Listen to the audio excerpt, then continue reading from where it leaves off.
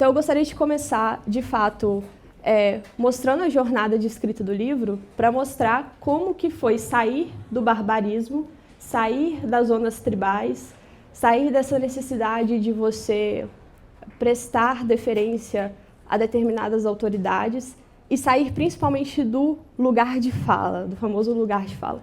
Porque esse lugar de fala ele só existe dentro de um contexto tribal. Eu só posso investigar a questão feminina se eu for mulher, única e exclusivamente porque estamos num contexto tribal. Se a gente sai do barbarismo, se a gente sai desse tribalismo, aí o mundo se abre. O mundo se abre para quem quer que queira de fato investigar esse assunto e quem quer que queira de fato fazer filosofia, faça. Independente do sexo, independente de ser menino ou menina, independente do gênero, cor e assim sucessivamente. Quando eu comecei a pesquisa, o start me deu quando eu li o primeiro livro assim considerado feminista da história, que é o livro Reivindicação das Mulheres, da Mary Wollstonecraft, que foi publicado em 1792. Fazendo a leitura desse livro, eu fiquei muito em dúvida, porque algumas pessoas diziam que ela é feminista. Outras pessoas diziam que ela era, no caso, muito conservadora, cristianíssima, que as coisas que tinham dentro daquele livro eram valores que deveriam ser capturados pela esfera conservadora, o que quer que isso signifique. E um livro não pode ser, ao mesmo tempo, feminista, o marco inicial do feminismo, e, ao mesmo tempo, cristianíssimo. Porque sabemos que essas duas esferas, de antemão, compartilham valores que são incompatíveis. Mas, para dizer isso, eu precisei descobrir, então, se ela se inseria dentro da tradição feminista ou não. E eu descobri que ninguém sabia o que era feminismo até então. Eu fui procurar, então a primeira coisa que você precisa fazer quando você se vê de frente a um problema como esse, de frente a algo que não pode ser de verdade, a algo que na realidade não pode existir, um livro não poder ser ao mesmo tempo uma coisa ou outra e essas coisas serem opostas, a primeira coisa que você precisa saber é descobrir o estado da questão. O estado da questão é o resgate de tudo que já foi escrito até então com relação a esse assunto. Porque só fazendo isso, você vai conseguir saber se a sua dúvida já foi respondida. Porque vai que você teve uma hipótese genial na sua cabeça. Vai que você pensou que você era a florzinha de Jesus, que foi o primeiro a pensar naquilo, mas ao ir atrás do estado da questão, você descobre que outras pessoas já falaram sobre o que você havia pensado. E às vezes não do jeito que você gostaria, mas você pode partir do trabalho dessas pessoas. A Bruna Torlai está nos prestigiando aqui. Ela compartilhou recentemente comigo que ela teve uma brilhante ideia de associar o Spinoza como uma inversão da filosofia do Santo Agostinho. E ela teve essa hipótese na cabeça dela, mas a primeira coisa que ela fez foi pesquisar na literatura estrangeira para ver se alguém também já tinha tido essa ideia. E aí, de fato, ela confirmou que sim, lá fora, as pessoas que pesquisam já haviam feito essa associação, ainda que não tão profundamente quanto ela pretende fazer, mas ela pode partir desses trabalhos que já foram feitos. Mapear o estado da questão, então, é basicamente você descobrir se você é essa florzinha de Jesus ou se não, outras florzinhas de Jesus já tiveram a mesma ideia que você. Então, foi isso que eu fiz. Eu mapeei o estado da questão e eu descobri que, por incrível que pareça, um assunto que é tão falado, tão discutido, tão comentado, tão publicado, digita lá na Amazon assim, ó, feminismo. Meu Deus do céu, eu acho que é o assunto mais referenciado depois do assunto questões de raça, porque agora questões de raça está mais na moda do que feminismo. Mas anteriormente era feminismo. Tem muita coisa publicada, mas a maior parte dessas coisas publicadas sequer conseguia dizer sobre o que estava falando. tanto na direita quanto na esquerda. A esquerda partia de um conceito que era um conceito político, dizia que era um movimento para libertação das mulheres contra a opressão, o que, sinceramente, isso não nos diz nada. Afinal de contas, o que é libertação e o que é opressão, isso vai variar muito. No primeiro capítulo do livro, vocês vão perceber que essa definição que foi abraçada pelo feminismo é uma definição política, e a gente até pode partir dela, mas não chegaremos a lugar nenhum. E do outro lado, havia-se feito um espantalho do tema. Então diziam que feminismo era o que quer que você queira que o feminismo fosse. Se o feminismo era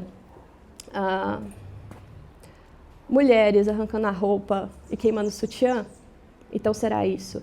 Mas se eu quisesse que o feminismo fosse um conceito fluido, que eu poderia dizer que mulheres de calça são feministas, quantas feministas deixa eu contar quem são as hereges que estão de calça aqui hoje. Mulher de calça também podia ser feminismo.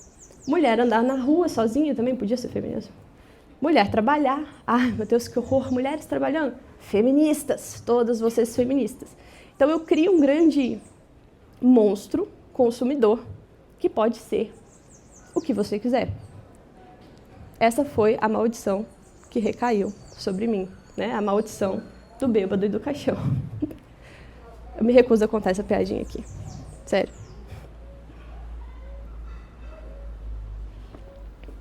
Mas meu pai vai ficar muito feliz de me ouvir contando essa piadinha, então eu vou contar. Estava um bêbado do lado de um caixão. Chega outro bêbado e pergunta: quem morreu? No qual o bêbado do lado do caixão responde: ele. Essa é a piada. Ninguém precisa rir, não precisa rir. Essa é a piada. Meu pai conta todas as vezes que ele toma 2 taças de vinho, ele toma todo dia. E essa piada sempre foi a vergonha da nossa família, assim. Quando ele conta na frente das pessoas, a gente, pelo amor de Deus, pai, não conta. Mas eu me vi forçada a contar essa piada para explicar que ninguém sabia quem estava dentro do caixão.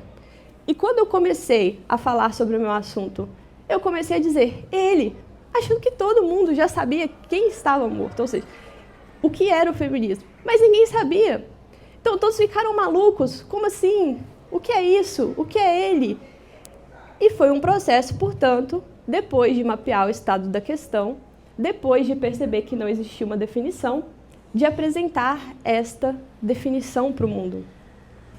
O que em um contexto tribal é extremamente difícil. Por quê? Antes da descoberta da filosofia, as pessoas elas pautam o que é certo e o que é errado a partir de como aquilo sempre foi. Então a gente sempre fez desse jeito, vamos continuar fazendo desse jeito, ainda que talvez esse jeito seja coisas tenebrosas. Vou dar um exemplo. O infanticídio sempre foi desse jeito. É o jeito que esse povo faz isso mesmo, eles sacrificam crianças. É o jeito deles reverenciarem aos seus deuses. Isso sempre foi o padrão da humanidade durante milênios. Logicamente, que para eu dizer que isto não é certo, eu preciso de algo além do que as regras que regem aquela comunidade. Só que as regras que regem essa comunidade, nesse estado de barbarismo, são regras que geralmente são ditadas por Deus, ou por deuses diversos, e que chegaram até aquelas pessoas através de uma tradição que, no final das contas, é divina. Como, meu Deus do céu, você chega nessas pessoas e diz, olha, a gente vai ter que parar de matar bebê. É isso, não vai ter jeito. Ah, como assim? Então, os deuses que falaram pra gente que isso era o certo, há tantos e tantos milênios, eles estavam errados? Sim, eles estavam errados. Ah, você que sabe mais. Sim, eu que sei mais. A gente não vai mais poder estar fazendo isso. Vamos parar, como os espanhóis fizeram na América. Romper, então, portanto, esta tradição baseada em um direito que foi divinizado não é nada fácil.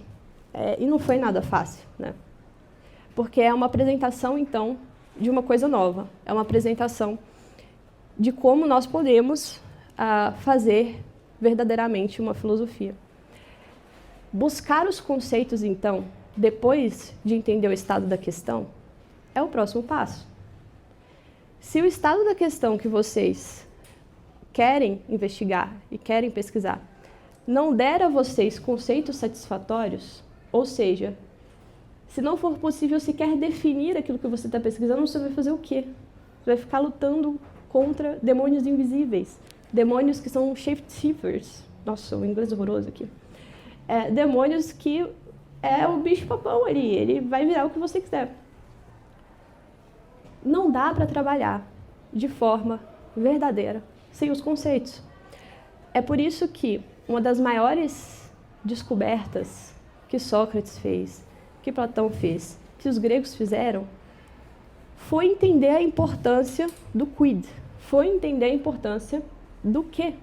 Peraí, do que a gente está falando? Os principais diálogos socráticos são única e exclusivamente para chegar até uma definição. Se estamos falando sobre justiça, peraí, isso é justo ou não? É justo apostar no tigrinho, galera? Vamos entender de qual justiça nós estamos falando? Se for uma justiça utilitarista, se for uma justiça baseada no que é bom para mim, e não vou falar a palavra, e não importa o que os outros estejam sofrendo, então é justíssimo divulgar no tigrinho, é justíssimo divulgar tigrinho. Agora, se estamos falando de uma justiça que é transcendente, que é algo diferente daquilo que a gente encontra nos códigos comuns, na linguagem comum, então talvez estejamos falando de algo que seja injusto, talvez. Mas para chegar até lá, para chegar até esta definição, Platão levou 2 livros inteiros, a Bruna pode me corrigir, principalmente a República e as Leis, Timeu. Então, são vários diálogos para você chegar até uma única definição, cara. Não é nada trivial. Isso que nós estamos falando de coisas simples, justiça. Se a gente está falando de coisas que sequestram a amígdala, igual o feminismo, o burro, vamos demorar mais de um livro, vamos demorar mais de um ensaio, mais de uma discussão para finalmente poder limpar o caminho. Por que é tão importante limpar esse caminho?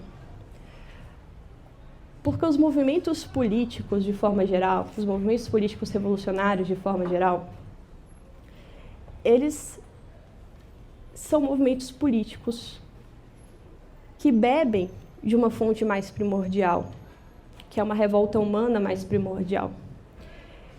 E muitas vezes, na linguagem popular, eles se misturam. Nós sempre vemos, por exemplo, as grandes revoluções como revolucionários em revolta. E é muito fácil resumir tudo isso à revolta, como se, por exemplo, a Revolução Russa fosse o mesmo que a revolta do homem contra as injustiças no mundo e tudo mais. A Revolução Francesa, a mesma coisa. Quando, na verdade, essa chama que alimenta esses movimentos políticos, ela é mais eterna, ela é mais profunda e mais permanente do que os movimentos políticos, que são efêmeros, que vivem de ciclos. E sem compreender essa chama que está por trás desses movimentos políticos, nós vamos continuar correndo atrás do rabo. Então, o movimento político você vai atrás dele, mas ele vai sempre estar na sua frente, porque ele tem essa capacidade de focar na ação, enquanto nós estamos mais focados em compreender o porquê da ação. E a ação é sempre mais rápida, mais violenta do que os diversos porquês que vêm depois dessa ação.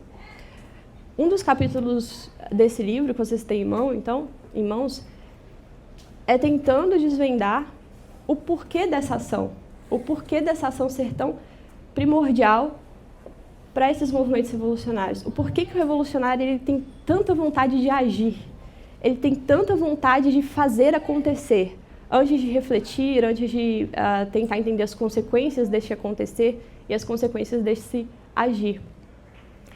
Ele age porque, se ele não agir, ele vai descobrir, muito provavelmente, que os motivos dele não se sustentam.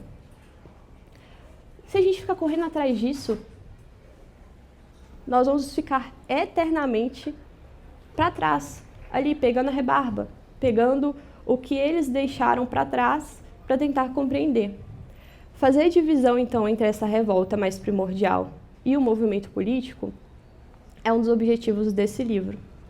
Porque, ao definir um movimento político, você consegue dizer que mulheres usando calça não é feminismo, que mulheres trabalhando fora de casa não é feminismo, que mulheres sendo más não é feminismo, que mulheres sempre puderam e tiveram a capacidade para a maldade, como qualquer ser humano tem capacidade para a maldade. O fato de algumas mulheres sacrificarem os seus filhos não depende do feminismo para existir, ainda que essa revolta que o alimente seja uma revolta devoradora, principalmente uma revolta devoradora dos seus próprios filhos. Então, o movimento político, quem quiser estudar, quem tiver interesse, descobrir como que esse movimento político se formou, quais são as origens desse movimento, quais são os elementos que sustentam isso, para descobrir o que é de fato o feminismo, para tentar identificar os discursos feministas que circulam, esse livro vai fornecer isso para vocês. Vai fornecer essa primeira tentativa de definição. Mas o que eu gostaria, e eu espero que isso se concretize, não daqui a 2, 3 anos, mas quem sabe daqui a 10, 15 anos, é que a pesquisa sobre a revolta mais primordial que está por trás desse movimento político, essa sim fosse investigada. E eu queria que isso fosse investigado não só por mim, mas por pessoas que se interessassem nisso, por um único motivo. Porque essa é uma revolta que está fundada em um sofrimento, que é um sofrimento real, um sofrimento que existe. Essa é uma revolta que está fundada no sofrimento que acontece contra, principalmente,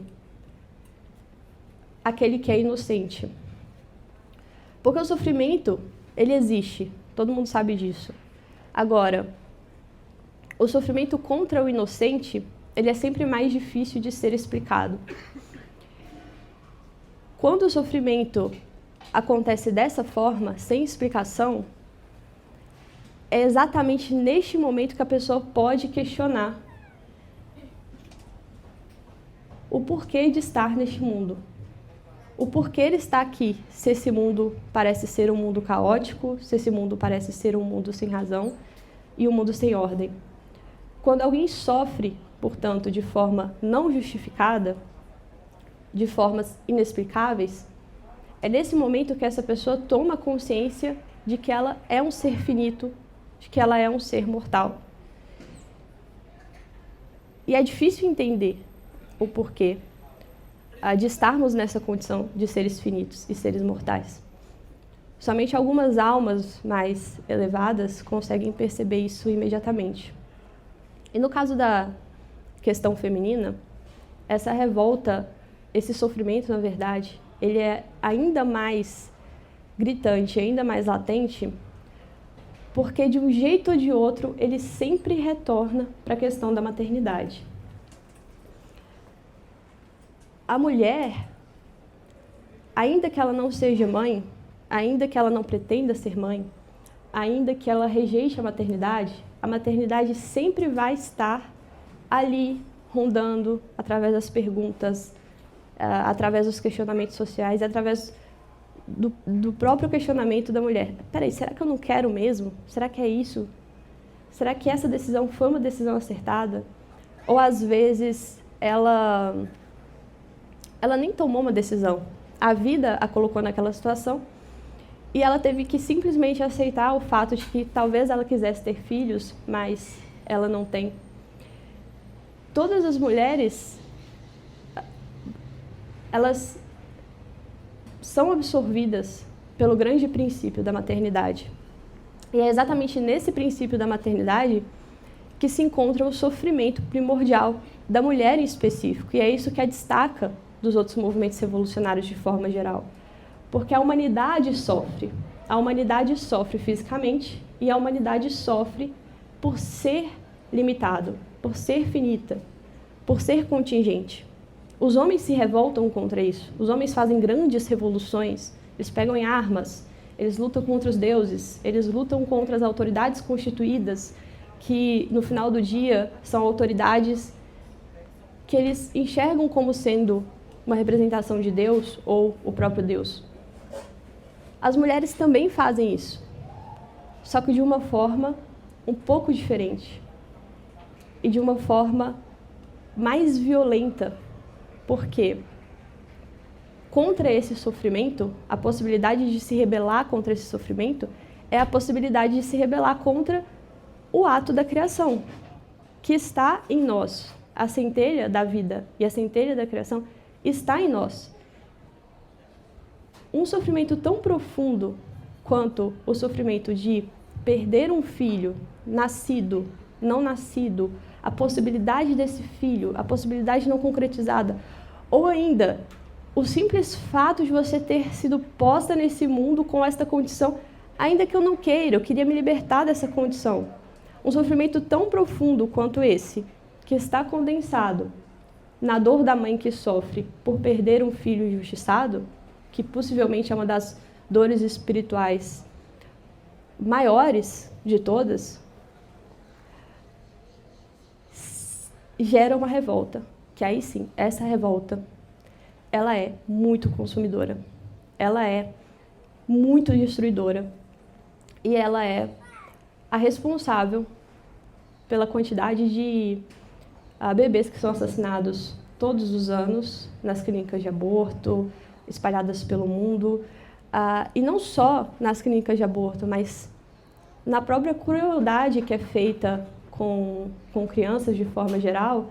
Por trás disso está sempre essa revolta que consumiu esse princípio da criação, que consumiu essa mulher e que se reflete, então,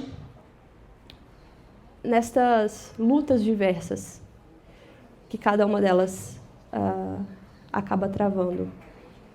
Isso não exime, logicamente, a existência da maldade, do mal. É exatamente aí que está fundado o mal. É exatamente aí que está a maldade, exatamente onde não há Deus, que se encontra essa maldade mais profunda e mais violenta. Que isso se transforme em um movimento político, para dar voz a essa revolta e para potencializar essa revolta, isso é um fenômeno que aconteceu na modernidade com vários outros movimentos revolucionários. Mas independente de se está morto ou não, aí vocês vão decidir esta grande questão, a revolta ela continua, ela existe, ela é baseada num sofrimento que é um sofrimento verdadeiro. E sem compreender esse sofrimento, muitas vezes nós podemos afastar algumas mulheres que querem ser ouvidas. Elas querem ser ouvidas e elas querem, de alguma forma, mostrar que sofrem. Lógico que não cabe a nós, individualmente, sair por aí perguntando: e aí, você está sofrendo ou não? Vamos fazer parte aqui de um coletivo para cada uma falar porque sofre, né? Isso só se resolve como comunidade em um nível muito mais amplo do que essas tentativas mundanas de se resolver essas contingências. Isso só se resolve a nível simbólico quando você restaura a transcendência para a mulher. Isso só vai acontecer quando nós devolvermos aquela que é a representante simbólica mais perfeita e mais acabada, que é Virgem Maria, como símbolo, de fato, ainda que não como a Mater Dei, como Nossa Senhora Santíssima. Olha, isso é algo que feministas, que obviamente católicos, mas que psicanalistas, psicólogos... Falando em revolta... mas que psicólogos e psicanalistas de todos os espectros políticos, das mais variadas religiões, já conseguiram identificar. E eu cheguei até eles, eu cheguei até este símbolo perfeito, não através da apologética. Eu cheguei até esse símbolo perfeito assim. Eu cheguei até esse símbolo perfeito dessas fontes aqui, literalmente. Foi uma conclusão lógica de se estudar a revolta, foi perceber a necessidade de devolver a transcendência da mulher para o lugar do qual ela nunca deveria ter saído. Bom, vocês vão perceber que esse livro é um convite à disputa, porque ninguém aqui gosta de debate, a gente gosta de brigar mesmo, vocês sabem disso. Então, esse livro é um convite à disputa. Como assim a disputa? A revolta feminina apresentada aí, ela é apresentada de forma brevíssima. O conceito da Mater Dolorosa, da inversão da Mater Dolorosa, de Nossa Senhora das Dores, que movimenta a revolta, ocupa 3 parágrafos no máximo. Como que Virgem Maria foi tirada do altar, ocupa 5 parágrafos no máximo. Isso não é suficiente. Isso não é suficiente nem de longe. Então, por isso que a disputa, ela precisará acontecer, exatamente porque é através da disputa que esses conceitos vão ser depurados. O que está errado vai ser corrigido. Mas falem com carinho, tá? Porque eu sou sensível. Diga que está errado com carinho, mas não, eu digo de verdade. O que está errado vai ser corrigido. E esses conceitos mais primordiais da revolta vão ser, de fato, analisados à luz da verdade e não à luz da própria revolta. Eu só achei esses conceitos dentro da revolta. Eu só achei a necessidade de Virgem Maria ser devolvida de forma não necessariamente apologética dentro das mulheres em revolta. Mas à luz da revolta, você só gera mais revolta. Elas chegam até lá e elas rejeitam isso. Elas chegam até lá, a Simone de Beauvoir diz com todas as letras que Virgem Maria é a representação mais bem acabada da mulher que o Ocidente já construiu. Mas a revolta, no ponto que ela já se transformou em algo consumidor, ela não tem coragem de olhar. Ela não tem coragem de olhar para este símbolo que ela reconhece como sendo mais perfeito e se submeter. E dizer, eis aqui a sua serva. Porque se ela tiver que fazer isso, provavelmente ela não vai suportar. São poucas as pessoas que conseguem viver dessa forma, ver que estão erradas e sair do engodo no qual elas foram enfiadas. São pouquíssimas as pessoas. A maioria prefere continuar fazendo sacrifícios diversos, prefere continuar buscando outras formas de se enganar. Eu encontrei isso em Simone de Beauvoir. Eu encontrei isso em revolucionárias francesas de forma geral. Júlia Kristeva, Lúcia Irigaray, toda a escola da écriture française reconhece isso. Mas está dentro da revolta. Se a gente não tirar esses elementos de dentro da revolta, isso vira um ciclo infinito consumidor. E nunca mais as mulheres que estão envolvidas nisso sairão dali. Bom, gostaria de finalizar, então, com essa... Isso é System of a Down, eu acho. Pois é. Não que eu conheça, tá? Não escuta esse tipo de música.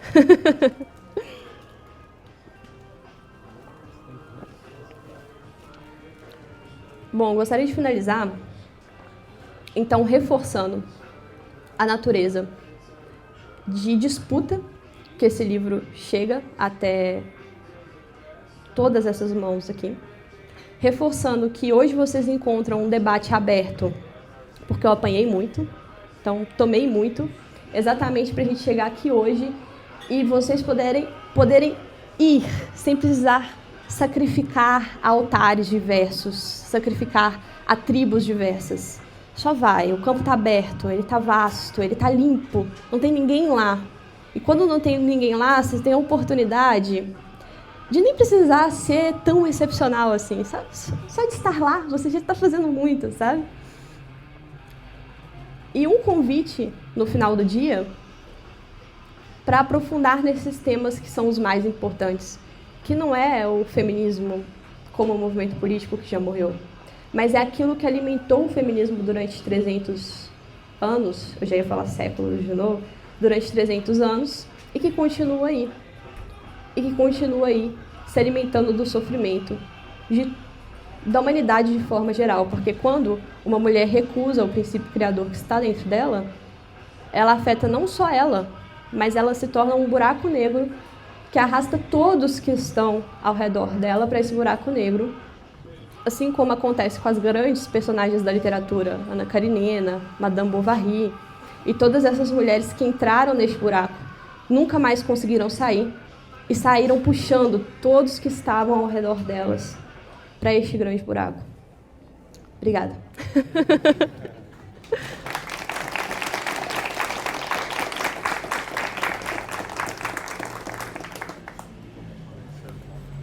A história que o feminismo nasceu na Revolução Francesa é uma história mal contada e cheia de saltos lógicos. Cheia de saltos lógicos.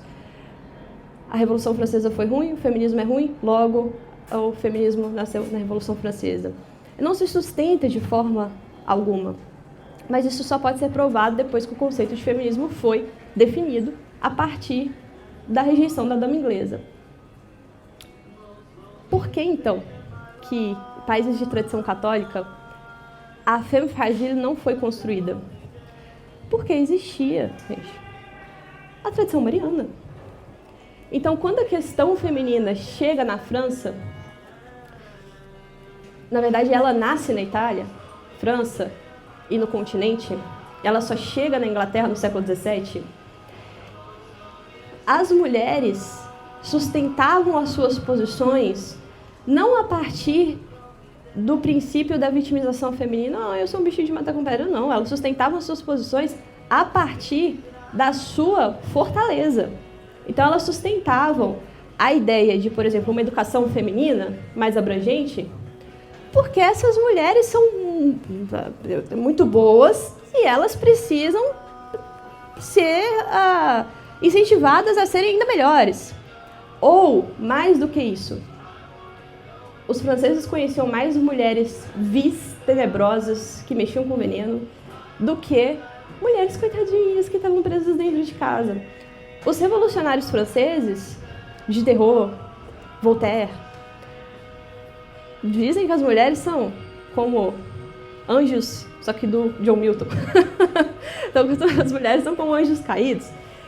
Eles viam muito mais maldade na mulher do que inocência, exatamente porque partem de uma tradição que via Eva como má por excelência e não como vítima por excelência, que é uma leitura um pouco deturpada daquilo que a gente encontra na teologia católica. Então, se aqui no Brasil o feminismo é um movimento tardio, é porque esse é um movimento que foi importado dos Estados Unidos, igual todos os lixos que a gente importou na década de 70, quando as universidades se tornaram populares, quando as universidades se massificaram. A grande produção feminista brasileira começa na década de 70, em paralelo com aquilo que estava sendo produzido nos Estados Unidos. Por isso que pra gente é meio assim, sabe? Por isso que pra gente, a gente não entende muito bem esse negócio de mulher vítima. Por isso que a reação também contra o feminismo aqui no Brasil foi muito maior do que a reação lá fora, Porque não casava muito bem. Não dá muito certo esse negócio de mulher frágil aqui. A gente vem de uma tradição diferente. A gente olha para as nossas nonas, para as nossas avós, e a última coisa que a gente encontra são mulheres presinhas dentro de casa, fragizinhas, damas inglesazinhas, mulheres fragilizadas, infantilizadas. Agora, cadê essa tradição? Cadê a produção que resgata como essas mulheres foram? As nossas escravas herdavam, as inglesas herdavam. As escravas deixavam testamento, papel passado, testamentado. Enquanto as inglesas tinham que casar com os primos para poder não perder a propriedade. Sabe? Mas cadê essa pesquisa? Gente, cadê essa pesquisa? Sabe onde essa pesquisa está? Nas mãos do feminismo negro, que vai fazer uma pesquisa bem feita no sentido de campo, mas que vai apresentar conclusões erradíssimas, porque está dentro da revolta. Nós temos 20 anos de direita, vamos considerar aí anos 2000, né, que a direita intelectualizada voltou a estudar. Cadê? Cadê as produções investigando o que Agora eu vou falar sério. Desligar as câmeras. O problema de não ter produção, para a gente saber o que é a nossa tradição de mulher, é que é muito fácil voltar para a tradição puritana da qual o feminismo surgiu. E eu vou ser bem clara nisso aqui. Se o feminismo morre na virada do milênio, existe um vácuo de poder. Essas mulheres em sofrimento, elas precisam de voz. Sempre precisar. E sempre vão precisar. Se nós não temos a escada de Jacó, que é a Virgem Maria, para dar voz a essas mulheres, mas como assim dar voz a essas mulheres? Elas conversam com Maria? Sim, conversam. Às vezes não precisa nem conversar. Só olhar para ela já é o suficiente para você se entender, para você entender o que é o sofrimento que você está passando e para você se sentir consolada, porque tem alguém que te ouve, tem alguém que te entende. E essa voz não é a voz da revolta, é um colo que fala: descansa, filha, pode descansar. Tá sofrendo, dói, mas aqui eu também sofri. Eu também tive espadas que cruzaram meu coração. Deita no meu colo e descansa, que vai ficar tudo bem. A gente não tinha essa escada neste momento de transição. Infelizmente, foram muito eficientes em limpar este simbolismo ao ponto dele ficar quase inalcançável na França, não aqui no Brasil, na França. Na França tem feministas reclamando assim: nossa, Virgem Maria é uma coisa tão importante, tão forte, quase não dá para fugir dela, ainda que esteja bem escondido. Eles falam isso. Está escondido, mas não dá para fugir dela. Ela aparece, piscou, tem um cartão postal aqui, com a Virgem e o filho no colo. Sem a escada, qual que é o movimento mais fácil? É o movimento de negar. Peraí, se esse movimento causou tanto estrago na minha vida, se eu fui iludida, se eu caí no engodo, se me falaram que era para eu rejeitar o casamento, para eu rejeitar a maternidade, para eu rejeitar todas essas coisas que o patriarcado criou, e agora eu percebi que isso era um engodo, agora eu tenho 30 anos, eu não namorei e o relógio biológico tá batendo aqui, agora o que eu faço? O caminho mais fácil, sem a escada, é ir para a negação. Então, vou me fechar aqui e eu vou voltar a ser uma dama inglesa. Mas voltar? Como assim voltar, gente? Ninguém nunca foi dama inglesa aqui. Vai voltar para onde? Vai voltar para emular um modelo que não existe. Vai voltar para emular um modelozinho lá de mulher infantilizada, criancinha presa dentro de casa que não trabalha. É falso também, é outro engodo. Talvez seja verdade na Inglaterra, não vamos discutir isso, talvez seja verdade nos Estados Unidos, mas aqui isso não é verdade. Então, se eu volto para esse modelo, isso é outro engodo, isso é outra mentira. E é uma mentira que vai gerar escapes revoltosos diversos. Essas mulheres que estão tentando ali fingir que são bichinho de matar com pedra. Elas não são bichinho de matar com pedra. A gente conhece brasileira. A gente sabe o potencial nosso, né? A gente sabe do que a gente é capaz. Então, não sendo damas inglesas nem por tradição, nem por vocação, nem por nada, coisas esquisitas começam a acontecer. Porque vem do campo das ideias, mas não corresponde ao mundo real. Aí coisas estranhas começam a acontecer, coisas estranhíssimas começam a acontecer. O movimento da negação ele é muito confortável, porque ele te permite estar em um local de conforto, em um local seguro, em um local no qual você não vai precisar pensar muito e você vai ter a certeza que, pelo menos feminista, você não é. Pelo menos isso eu não sou, né? Mas é falso também. É falso porque não temos a femme fragile aqui. Temos uma tradição muito diferente, que é a tradição ibérica. Não fomos colonizados pelos ingleses, para lamento de uns, para sorte de outros, né? E tem um capítulo inteiro dedicado a esta comparação, que não é necessariamente uma proposta de causalidade, eu estou apresentando algumas correlações e que essas correlações podem, eventualmente, serem melhor estudadas para a gente tentar entender se esta proposta que eu estou apresentando aqui no nível da linguagem política, de fato, corresponde às coisas como elas são. Porque se não corresponder, a gente pode colocar fogo também, tá? Porque aí não é uma investigação de fato, não é ciência política, é delírios. Delírios aqui que alguém sentou, pensou, eu acho que é assim, e agora tem que ser assim, tá?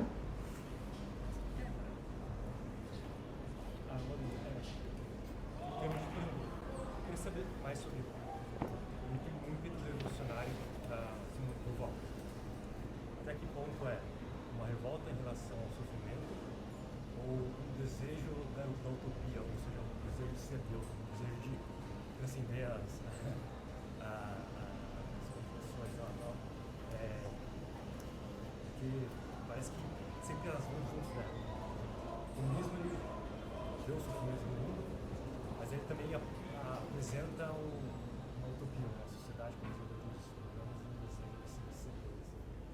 Ou, por exemplo, até que ponto é uma revolta ao sofrimento, ou até que ponto é o desejo dos ferinos de reinar no inferno, assim, não tem distinção.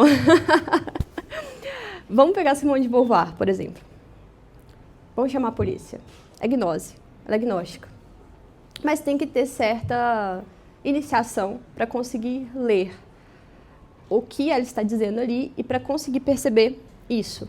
Então, nem sempre as pessoas vão ler e entender que não tem nada de existencialismo na Simone de Beauvoir. Inclusive, vários estudos dentro da revolta mostram que a filosofia dela é incompatível com a filosofia do Sartre. Por quê? Vamos lá. O Sartre é o cara que nega. Até que ponto ele conseguiu fazer isso é outra história.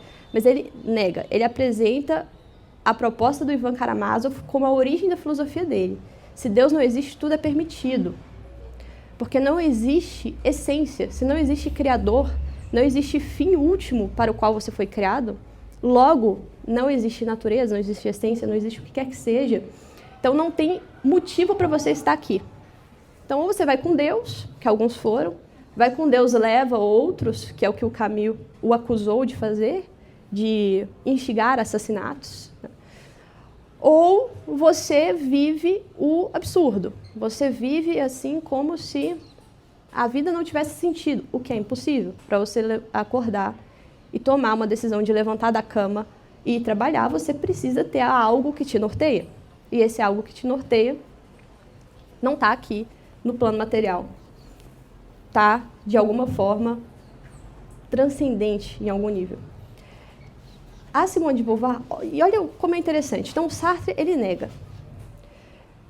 A Simone de Beauvoir começa dizendo, eu sou existencialista.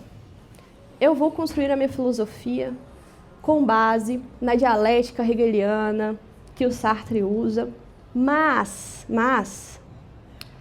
a revolta feminina, ela é tão inescapável que não é possível para ela olhar as mulheres como elas estão e falar assim, então é isso aí.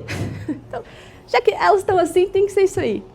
Essa revolta ela é tão violenta quando ela se mostra em figuras como ela, que mesmo ela tentando negar, ela tem que falar, não, do jeito que tá não dá. Essas mulheres, do jeito que tá aí, meu amigo, a gente vai ter que fazer alguma coisa. A proposta revolucionária, como é a proposta de Simone de Beauvoir, ela precisa de um salto lógico, que é o que o Eric Voegelin chama de truque intelectual.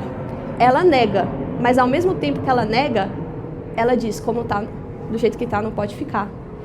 A gente precisa buscar a verdadeira mulher, a mulher de verdade, a mulher o outro, a gente precisa tirar a mulher do outro. O espírito precisa superar a vida superar o espírito, esse tipo de coisa. Esse salto lógico é o que permite, então, a recusa integral da existência e, ao mesmo tempo, a busca por superar essa existência. E é por isso que o revolucionário ele se apega ao Satanás do John Milton e não ao Satanás do Dante, porque o Satanás do Dante está ali congeladinho no inferno. Ele é a recusa verdadeira. Ele é a recusa em seu estado pleno, porque a recusa em seu estado pleno, ela não tem nada para se guiar, ela tem que ficar parada. Já o revolucionário moderno, ele precisa se apegar ao John Milton e ao Satanás do John Milton, porque ali tem ação. Ali tem uma recusa, mas eu tenho algo, eu preciso sair daqui, me tira daqui. Né? Eu lembro que eu estava grávida, e a minha gravidez foi muito difícil. Aí, assim, vamos falar em meses para as pessoas entenderem? Eu estava com 9 meses, já no limite ali do ou você sai ou vamos resolver isso, meu amigo. Eu virei para o meu marido e falei, eu quero sair daqui. Ele, mas você quer sair de onde? Eu, daqui. Eu quero sair daqui, de algum jeito. Eu quero sair daqui. Mas não tem como. É você, é o bebê, ele vai sair a hora que ele quiser. Irmão, me tira daqui. Eu não me importo do jeito que você vai fazer. Não me importa se vai ser pior depois. Não me importa se vai ser melhor. Mas eu acho que vai ser melhor. Me tira daqui. Então, o impulso revolucionário da Simone de Beauvoir e do feminismo, até a sua morte, é um impulso voltado para a ação, para superar esse sofrimento, do jeito que for. Do jeito que você mandar, tá bom, sabe? A gente vai superar. É por isso que o revolucionário ele precisa se manter em constante movimento. Porque se ele parar para pensar, ele vai perceber que se ele fosse realmente um revolucionário, ele era o homem do subsolo. Ele não era o Satanás do John Milton. Né? Então ele está sempre agindo. Ação. Esse é o verdadeiro espírito revolucionário, que é o Satanás do John Milton, e não o Satanás do Dante. Quando elas foram obrigadas a se ver frente a este grande dilema, aí morreram, viraram o Satanás do Dante. O homem do subsolo também tem um certo prazer agridoce. Ele ainda não é, de fato... Eu digo que talvez o revolucionário por excelência seja o estrangeiro do Camus. Aí ele, sim, vive como se nada de fato importasse. Essa é a verdadeira revolta. Agora, ninguém consegue viver assim, de fato. Só um personagem literário. Né? Então, por isso que a revolta miltoniana ela é tão atrativa para essas mulheres. Mas não é um conceito fácil, tá, gente? Foi difícil até mesmo para eu entender. Quem acompanhou as lives lá do canal viu que foi um processo. Só um último comentário. Também é longa propaganda, né? E daí, você é uma mulher jovem lá, você pode ser qualquer coisa. Você pode ser qualquer coisa, mas não é qualquer coisa. Você pode ser melhor, porque parte do princípio que existe um impulso benevolente dentro de cada uma das mulheres, que uma vez libertas, elas vão redimir o mundo. La Revolução Feminina. Agora, eu pergunto a vocês, se libertar as mulheres vai ter uma redenção do mundo? Uma ou duas que eu libertar aqui, eu acho que vai virar a Madre Teresa. Agora eu acho que a maioria, se der uma libertadinha aqui, vai dar coisas esquisitas. Acontecem. Né? Eu mesma, é melhor deixar trancada. Débora, nessa sua sacação de que é uma importação, a questão do feminismo, etc., a gente percebe que o movimento anti, essa questão de se colocar em negação ao feminismo, também é importado. E eu estava, alguns meses atrás, lendo algumas obras para entender em que sentido aquele neoconservadorismo americano do começo ali dos anos 2000, que marcou muito aquele pessoal que fez parte do governo Bush, que fez a guerra do Iraque, aquele contexto que envolve o Tony Blair, que ninguém entende que o Tony Blair é um neoconservador também. Engraçado que agora ele está numa pós aqui, até do professor Rock, de geopolítica conservador, que parecia tudo muito confuso. Mas ele é um neoconservador típico, ele comprometeu o orçamento da Inglaterra, eu estava estudando essas coisas, e eu me dei conta que o discurso específico que saiu, que marcou muito as igrejas evangélicas, e que animou até o pessoal dessa direita mais revolucionária que queria não nada, eu comecei a me dar conta de, assim, essa importação do neoconservadorismo americano no Brasil é algo que eu precisaria estudar. Eu acho que isso foi muito determinante. Mas como você já investigou essa reação ao feminismo, que vem dos Estados Unidos também, você identificou nessas antifeministas... Ai, o nome proibido. Dessas antifeministas americanas que inspiraram esse movimento, essa cópia que aconteceu no Brasil, você viu se tem algum vínculo com esse neoconservadorismo, que é um movimento que sai do Partido Democrata e vira essa coisa bizarra que é aquela história da direita revolucionária, entende? Você sabe o que eu estou falando? Sim, é Burke, né? Tem alguma relação? Eu não sei, porque eu sei que você ainda está pesquisando, mas isso é uma curiosidade pessoal minha. Tem alguma relação dessas antifeministas? Que momento isso surge? Isso surge junto com o neoconservadorismo, que é uma reação, mas que vai para o mesmo lugar, entendeu? Você chegou a demarcar essas antifeministas americanas tinham ligação com os neoconservadores? A principal antifeminista americana, ela era do gabinete do Reagan, de dentro do gabinete do Reagan. Então, era muito influente. Eu não sei, e eu acho que eu jamais teria a capacidade de saber, fica aí para a plateia aí, quem quiser receber esta maldição. Em que nível, politicamente, isso reflete a filosofia que eu rastreei da Inglaterra, lá do século XVII. Nesses movimentos neoconservadores, sinceramente, eu sou incapaz de dizer assim, olha, veio daqui e aí por isso apareceu no Brasil neste momento e a gente viu a reação contra-revolucionária no Brasil neste momento, a partir desta e desta linha política. O que eu posso dizer é que, filosoficamente, né, é americano, por excelência, é uma espécie de copia e cola do antifeminismo americano de forma integral, porque existem certos elementos do antifeminismo mundial, mas americano principalmente, que é o elemento não só da negativa, de construir contranarrativas políticas, e aí a gente viu muito isso, né? As feministas mentiram para você. Qual é a verdade por trás das mentiras feministas? Cuidado, Mr. M, tem uma oculta aqui, né? Vamos descobrir a verdade oculta. A partir dessas contranarrativas políticas, primariamente. Se o feminismo diz que ele foi o responsável por fazer mulheres trabalhar, então eu digo que não foi o feminismo o responsável por fazer mulheres trabalhar.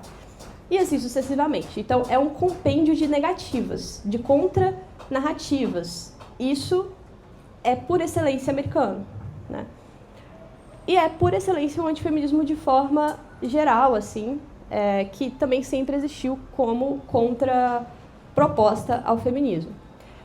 Mas uma coisa que foi importada, que eu achei interessante, é a questão do ad hominem, dos ataques às biografias dos revolucionários, porque isso tem nos Estados Unidos também.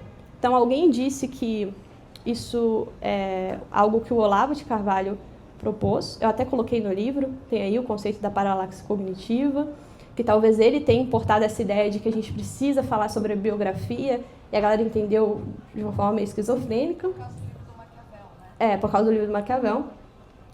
Mas tem nos Estados Unidos também, nos Estados Unidos não tinha Olavo, então até que ponto também o Olavo pegou isso da contra-revolução americana. O ad hominem é muito forte, porque é um discurso erístico, é um discurso para o debate mesmo. É assim, toma esse livro aqui e vai debater com o feminista. Não façam isso com o meu livro, por favor. Não façam isso com vossas excelências. Não é nem porque o livro não vai te dar condição, mas assim, é inútil, é um trabalho desgastante e inútil. Mas o antifeminismo, então, apresenta este guia de bolso para debater com feministas. Isso em nível político. Mas em nível filosófico,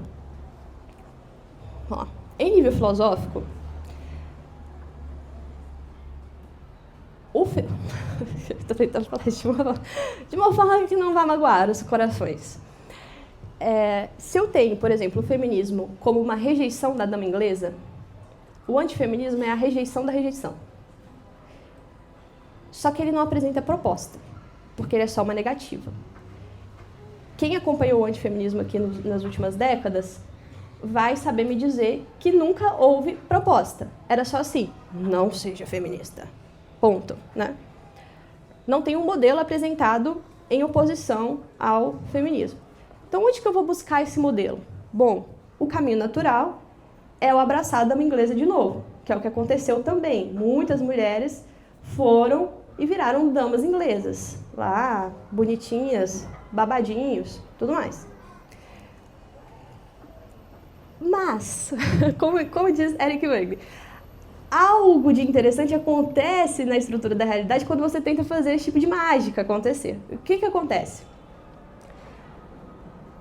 Eu que sou uma mulher, que estou falando contra o feminismo, eu posso, até certo ponto, dizer para as mulheres ficarem em casa e voltarem para o puritanismo, mas uma hora vai ficar feio, porque eu não estou em casa. Então, uma hora, a própria tentativa de virar Hannah Montana vai sobrecarregar a própria pessoa e o modelo que ela está criando. Então, em determinado momento, as mulheres vão falar assim, se fosse tão bom ficar em casa, você estava em casa, né? Então, isso aconteceu com as mulheres puritanas e dissidentes, porque cria-se essa cultura de dama inglesa.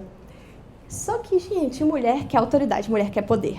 Se você não dá a autoridade que a mulher tem no catolicismo, por exemplo, quer ser a dona de casa que pega o rolo e dá na cabeça do marido, ou que arrasta as crianças, igual a minha avó, soltava 9 meninos no mato, e ia cuidar de peão, ia tirar leite de vaca. Se você não dá esta autoridade para essa mulher, ela vai caçar essa autoridade de alguma forma.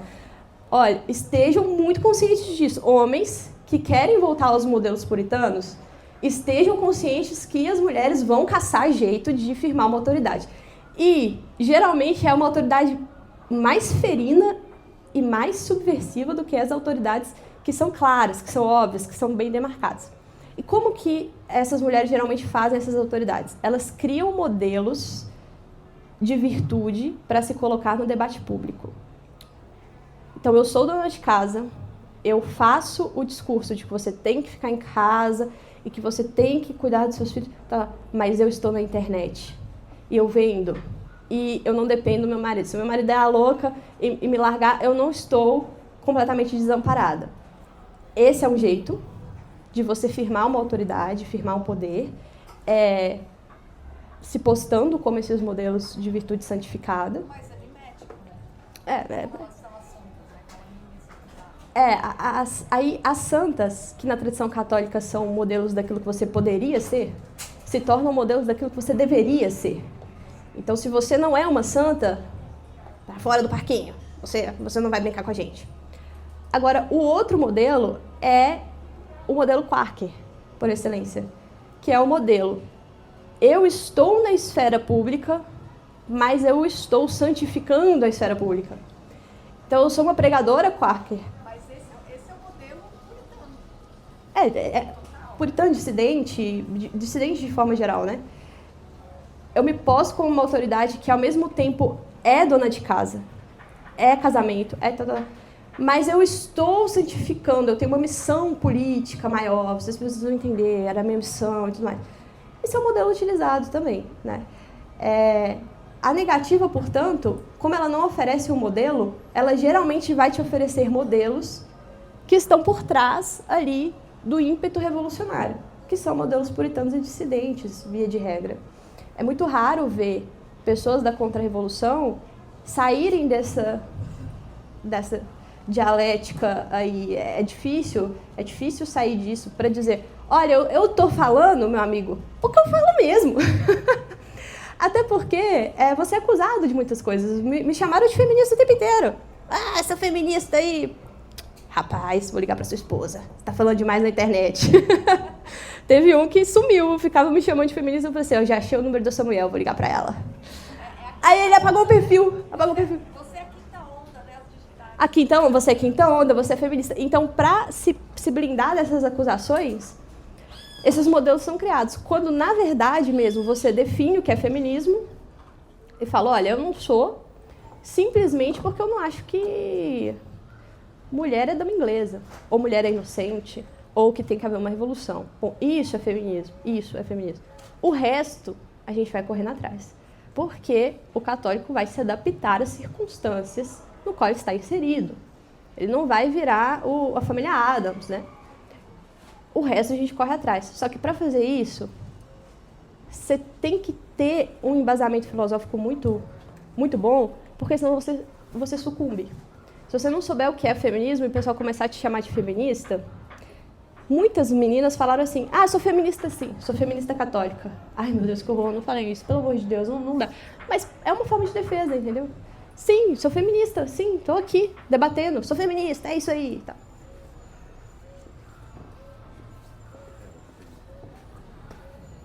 Pessoal, no cronograma de divulgação a gente tinha colocado que ia ter uma aula também do professor Marcelo sobre a revolução e o feminismo. O professor Marcelo está aí, ele vai vir falar uma palavrinha, só que ele não está muito bem de saúde e não vai conseguir dar essa aula, peço desculpas. Queria agradecer a presença da professora Bruna Torlai e do professor João Laine também, tá lá no fim também. Obrigado, pessoal. E também os livros chegaram, viu? Quem tiver encomendado, enfim, quem quiser comprar, estão ali.